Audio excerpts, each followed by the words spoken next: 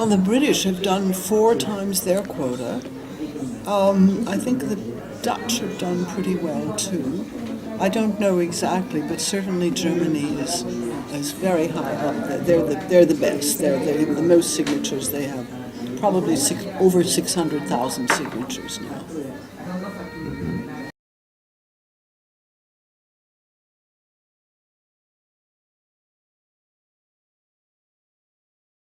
I think it's absolutely possible to stop the TTIP, and it depends on citizens, and it depends on how many people know about it and how many people are mobilized, because once citizens learn what is in this treaty, they are outraged and they join movements, they sign up, and they also very often join movements because there's something in it for all kinds of groups to hate. You know, it's bad for consumers, it's bad for nature, for the planet, it's bad for health, it's bad for the food we eat. Every aspect of everyday life is affected. So intellectual property, what you can do on the internet, if it costs you something. The TTIP is a way of changing all of the standards in Europe so that they will go down for Europeans. And the idea is, and they say this, the companies say this in the Transatlantic Economic Council, that they want to integrate our economies. Well, that means integrate it downwards, because if we integrate, that means, it doesn't mean that the US standards are going to go up, which is what some US trade unions thought for a while, that we could negotiate upwards, but they can't. It means that the standards are going to go down and that the judicial function is going to be privatized. No. Okay.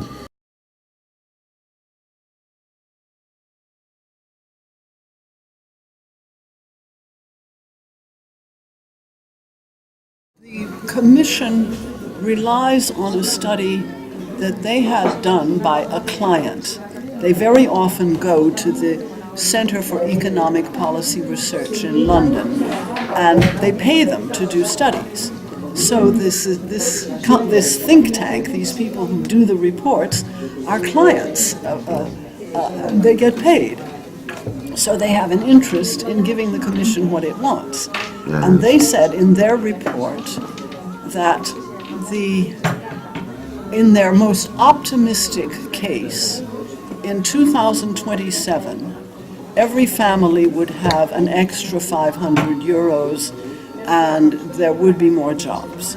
And another study has been done since then by a man called Jeronim Capaldo, and he used a different model, because the people in London used a model where they assume, they pretend that if a person loses a job, he finds another job immediately, which is not true, as we know.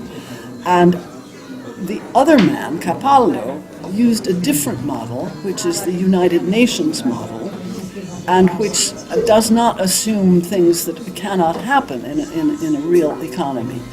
So his conclusion is that Europe would lose 600,000 jobs and that we would lose income.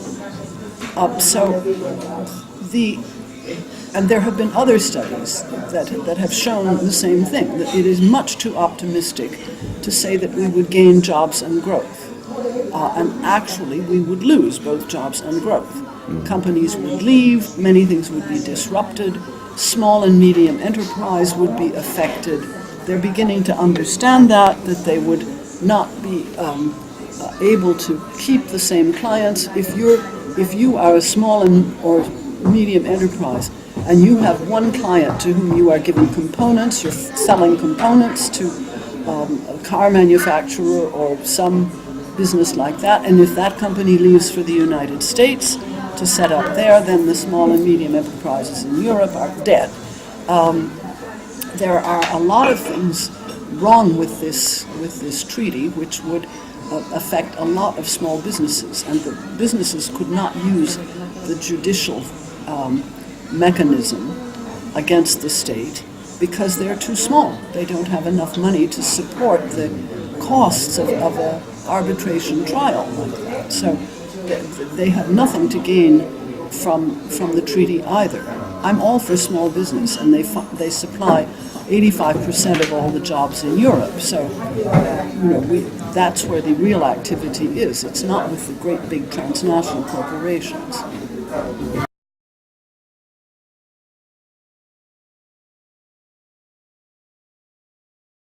Well, I don't think it can be finished in 2015. I don't think it can be finished this year, and that is also pretty much the official assessment, that they cannot finish it this year. Once we get to 2016, a lot will depend on the Americans. The President Obama is trying to obtain from the Congress a vote for what is called fast track. And fast track means that the Congress can only say yes or no. They cannot say, yes, but I want an amendment here, or I want to take this out, or they are not allowed to do that. So now there's a movement in Congress where even some Republicans are saying, we won't vote for this in the present state. So we don't know, but if he doesn't get fast track, then I think it can be killed by both sides, by the Americans working in the same way we are working in Europe. The treaty can be killed in 2016, because that is the year where the American presidential elections will take place, and the candidates are probably not going to want to put TTIP on the agenda.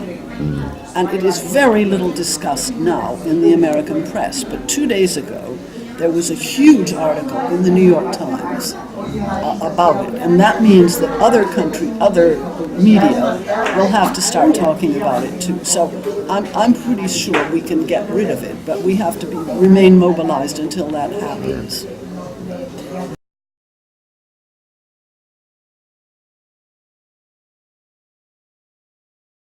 Well, we stopped the MAI in 1997-98. That was the multilateral agreement on investment.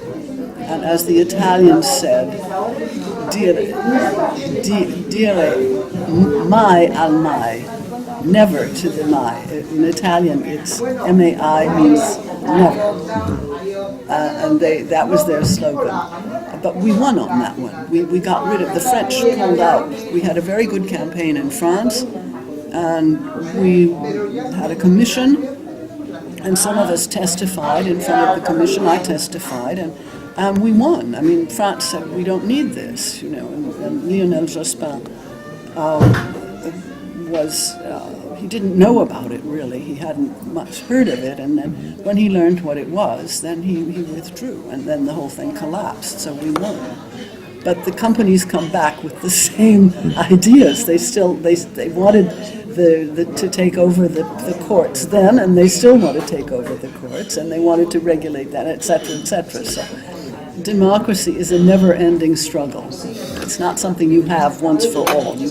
That's why this law in Spain about gagging people and preventing protest is so terrible. I don't know.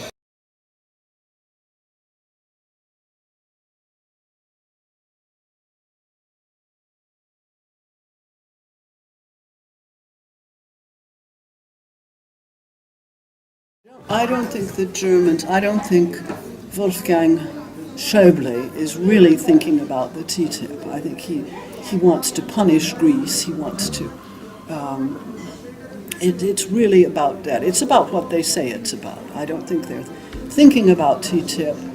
And the Social Democrats, which is the partner of the Merkel's coalition and the partner of Schäuble's party, has already come out to some degree against the judicial system, privatizing the judiciary. So that is dangerous ground for any minister in that government to say, we're against the TTIP or we are for the TTIP rather, and we don't want Greece to be able to do anything about it. I think that's too far down the road for them. They're thinking much more in immediate terms, and they're thinking about punishing the Greeks. People don't know that in German, the word Schulde is debt. That means debt. And Schulde also means fault. If you ever went to Mass, you know you say mea culpa, mea maxima culpa. And in Germany they say meine Schulde. And that means both fault and debt. And so there's an idea there of punishment. And I have I have sinned. And when you have sinned, you have to ask for reparation. And that means you have to pay every penny of your debt. They are doing to Greece. And that is the attitude of Wolfgang Schulde, and he's completely out of his depth. I mean, the Social Democrats even say that this man should leave the government because he's hopeless.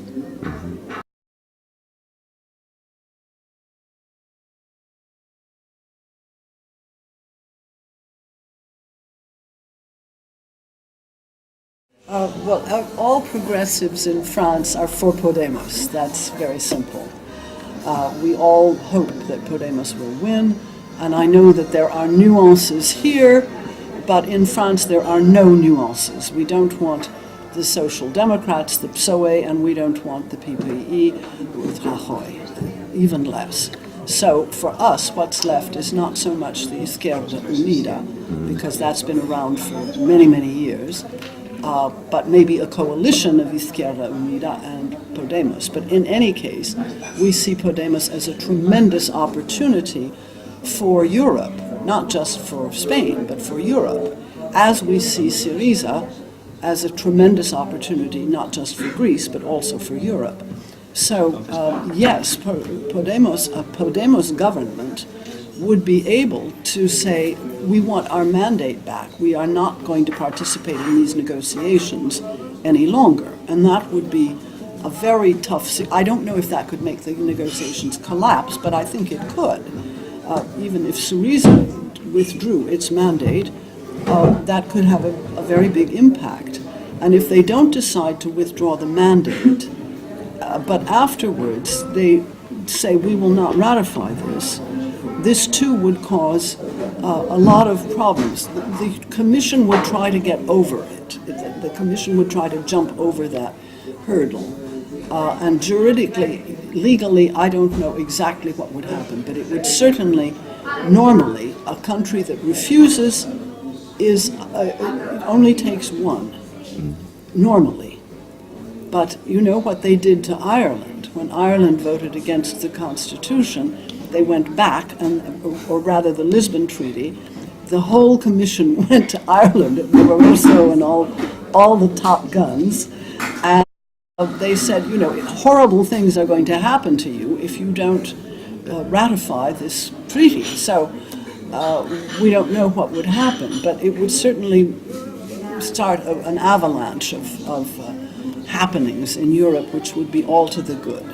Europe can be reformed, but they do everything they can not to reform.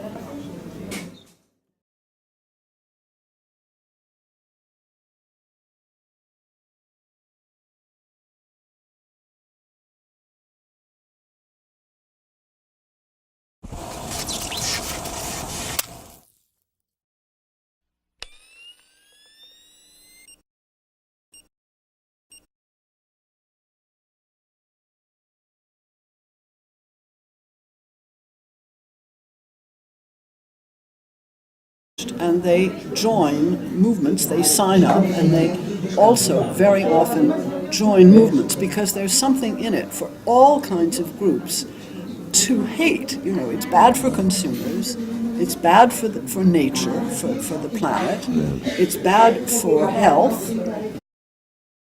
I think it's absolutely possible to stop the TTIP, and it depends on citizens, and it depends on how many people know about it and how many people are mobilized, because once citizens learn what is in this treaty, they are outraged.